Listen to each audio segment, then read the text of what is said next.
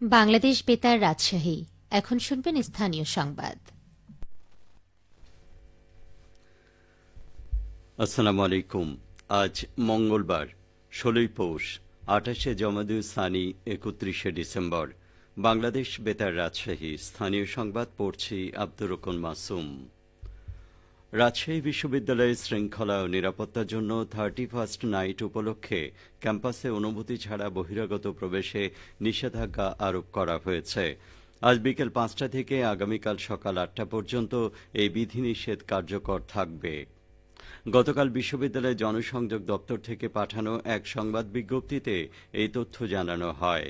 আজ বিশ্ববিদ্যালয়ের টিএসসিসি চত্বরের পিঠার দোকানসমূহ বন্ধ থাকবে বলেও সংবাদ বিজ্ঞপ্তিতে জানানো হয়। নতুন বছরে নাটোর জেলায় প্রাথমিক পর্যায়ে মোট বইয়ের চাহিদার মধ্যে অর্ধেকের বেশি বই পাওয়া গেছে। প্রাপ্ত 4,25,940টি বই ইতোমধ্যে উপজেলা শিক্ষা অফিসের মাধ্যমে বিদ্যালয়গুলোতে পাঠানো হয়েছে। প্রাথমিক পর্যায়ে জেলায় 1,196টি শিক্ষা প্রতিষ্ঠানের মোট শিক্ষার্থীর সংখ্যা 1,64,616 জন। এসব শিক্ষার্থীর মধ্যে মোট বইয়ের চাহিদার 8,01,846টি। জেলা প্রাথমিক শিক্ষা অফিসার মোহাম্মদ গোলাম নবী জানান, প্রথম থেকে তৃতীয় শ্রেণী পর্যন্ত শিক্ষার্থীদের সকল বই পাওয়া গেছে।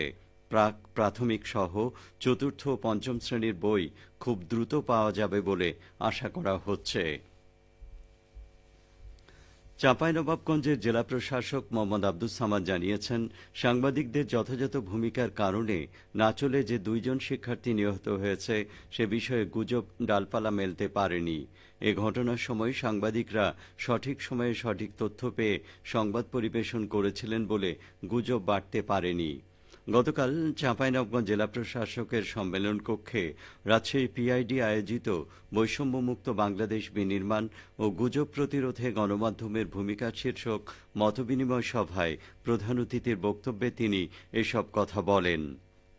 জেলা প্রশাসক বলেন, সঠিক সময়ে যদি সঠিক তথ্য পাওয়া যায় এবং মিডিয়া কর্মীরা যদি সঠিক সংবাদ পরিবেশন করেন তবে গুজব প্রতিরোধ সম্ভব। গণমাধ্যম এবং প্রশাসনের লক্ষ্য এক উল্লেখ করে জেলা প্রশাসক বলেন, বৈষম্যমুক্ত বাংলাদেশ গড়তে আমাদের মধ্যে কোনো দূরত্ব থাকতে পারে না।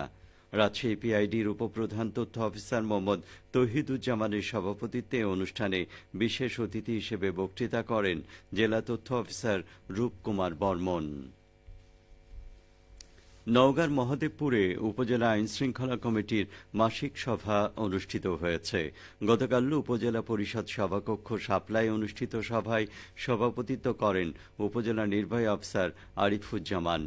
সভায় উত্তরগ্রাম ইউনিয়ন পরিষদের সাবেক চেয়ারম্যান আবিদ হোসেন সরকার ও চান্দাস ইউনিয়ন পরিষদের সাবেক চেয়ারম্যান আব্দুস সাত্তার মাস্টারের মৃত্যুতে শোক প্রস্তাব গ্রহণ করা হয়।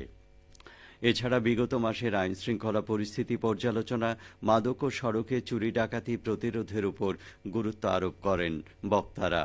সভায় উপজেলা সহকারী কমিশনার রিফাত আরা, মহদেবপুর থানার অফিসার ইনচার্জ হাসমত আলী, উপজেলা বিএনপির সভাপতি আলহাজ রবিউল আলম বুলেট, বিভিন্ন ইউনিয়ন পরিষদের চেয়ারম্যান ও অন্য সদস্যরা অংশগ্রহণ করেন। বগুড়া সদর উপজেলার আয়োজনে জাতীয় শিক্ষা সপ্তাহ পুরস্কার বিভিন্ন উপজেলায় ক্রীড়া সামগ্রী ও কৃষি উপকরণ বিতরণ করা হয়েছে। একই সাথে সদর উপজেলায় পল্লী সঞ্চয় ব্যাংক নতুন ভবনের উদ্বোধন করা হয়। গতকাল উপজেলা পরিষদ চত্বরে এসব অনুষ্ঠানের আয়োজন করা হয়। পরে সদর উপজেলা নির্বাহী অফিসার ফিরোজা পারভিনের সভাপতিত্বে 2024-25 অর্থবছরের উপজেলা রাজস্ব উন্নয়ন তহবিলের অর্থায়নে দুস্থ মহিলাদের মাঝে সেলাই মেশিন বিতরণ করা হয়। এ সময় প্রধান অতিথি ছিলেন বগুড়া জেলা প্রশাসক হোসনা আফরোজা। এর আগে সকালে জেলা প্রশাসক সদরের এরুলিয়া ইউনিয়ন পরিষদ, কমিউনিটি ক্লিনিক, একটি মাধ্যমিক বিদ্যালয়, ভূমি অফিস, মাদ্রাসা পরিদর্শন করেন। স্থানীয় একটি মহিলা মাদ্রাসা পরিদর্শনকালে সকল শিক্ষার্থীদের মাঝে শীতবস্ত্র বিতরণও করা হয়। নওগাঁর মান্দায় ভ্রাম্যমাণ আদালতের অভিযানে পঞ্চভাই ব্রিক্স নামে একটি ইট ভাটায় অভিযান চালিয়ে অর্থদণ্ড প্রদান করা হয়েছে।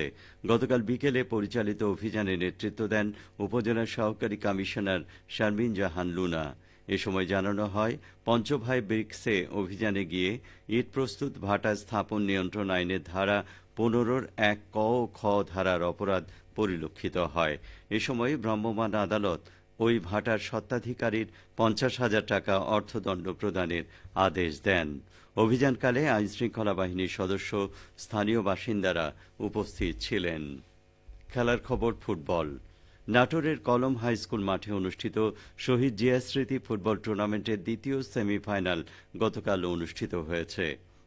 খেলায় নওগাঁ ফুটবল একাডেমি 1-0 গোলে নাটোর জেলা খেলোয়াড় কল্যাণ সমিতিকে পরাজিত করে ফাইনালে খেলার যোগ্যতা অর্জন করে।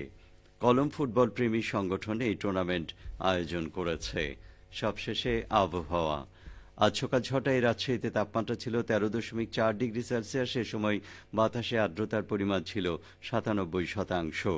রাজশাহী ও পার্শ্ববর্তী এলাকায় আজ সূর্যোদয় হয়েছে সকাল 6টা 48 মিনিটে, সূর্যাস্ত সন্ধে 5টা 27 মিনিটে। সংবাদ শেষ হলো।